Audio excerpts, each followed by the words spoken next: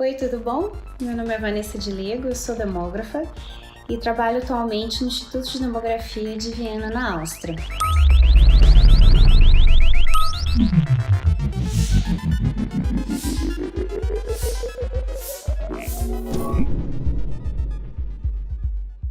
A demografia é uma área um pouco desconhecida no Brasil, mas ela, na verdade, trabalha com fenômenos populacionais. Então, o objetivo da demografia é tentar medir aspectos de fenômenos sociais. Digamos que ela seja a parte um pouco mais matemática e mais técnica da ciência social aplicada. São 3 componentes principais que um demógrafo pode se dedicar a estudar: fecundidade, mortalidade ou migração. A minha área de especialização é em mortalidade. Então, dentro de mortalidade, o que a gente busca fazer é tentar medir quais são os determinantes e as consequências de aspectos que estão associados à mortalidade humana. Então, desde medir as taxas de mortalidade até entender por que essas taxas se refletem da forma como elas se refletem. A minha principal pesquisa dentro de mortalidade está associada a diferenças entre homens e mulheres, no que tange a sobrevivência deles, mas também em relação a características de saúde. Então, existe uma relação íntima entre saúde e mortalidade, e o meu foco é tentar entender como que essa relação se dá quando a gente olha entre homens e mulheres. Existe uma coisa bem interessante dentro dessa área que é chamada de paradoxo de gênero. É o aspecto de por que as mulheres vivem mais do que os homens, no entanto, elas esperam viver esses anos com mais doenças do que homens.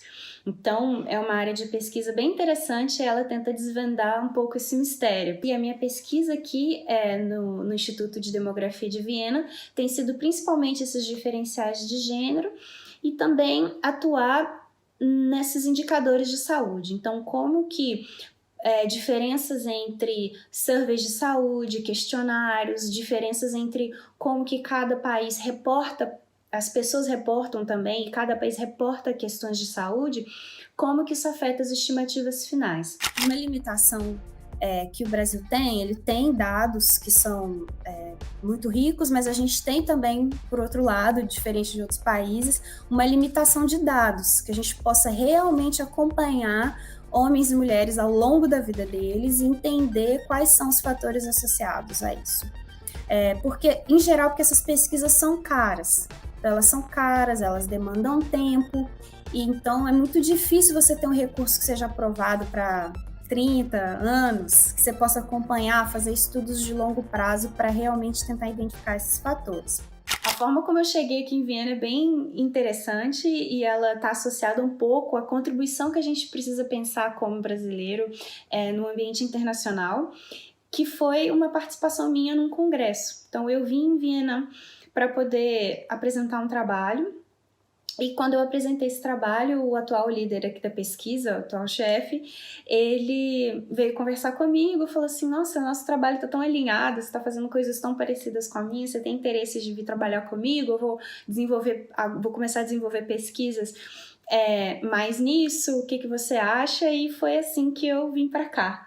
Então, eu acho que isso é uma coisa bem interessante porque fala um pouco do potencial que o pesquisador brasileiro tem, mas que às vezes a gente acha que não tem, a gente às vezes acha que não está competitivo no mercado internacional, digamos assim. Aqui você tem um pouco mais de acesso a recursos, você tem a pesquisa é uma parte central da política, então é entendido que a pesquisa é muito importante, muito relevante para a sociedade, então isso valoriza o seu trabalho e com isso a gente também consegue levantar mais consciência para as coisas que estão acontecendo no Brasil. Então, curiosamente, estando fora, eu sinto que às vezes eu posso contribuir até muito mais. Eu vejo que a formação dos meus colegas aqui na Europa, ela é uma formação muito voltada à acurácia da medida, ou seja, você ter a medida mais certa possível. Que é claro que é o foco de uma área como a demografia que trabalha com medida, mas os números não falam por si sós, ainda mais os números que a gente está lidando, que são números vivos, são curvas vivas, é curva de gente, que refletem pessoas. Então, você precisa interpretar esses números, não adianta só você medir esses números, né? Então, a gente tem uma formação muito crítica, muito provavelmente, até pelo nosso contexto ser um contexto complexo.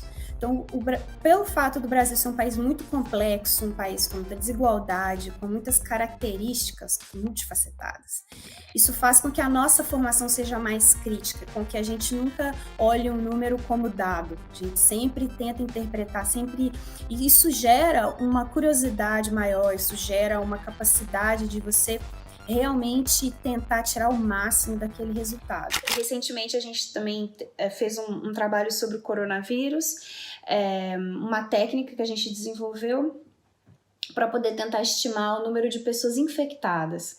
Então, sabe-se que é muito desafiador, ainda mais em contextos em que você não consegue testar as pessoas, tem uma limitação de testagem, você não consegue de fato ter uma noção real do número de pessoas infectadas, e isso tem um impacto na estimativa de mortalidade. Esse trabalho foi publicado numa revista e recebeu bastante atenção da mídia austríaca e internacional.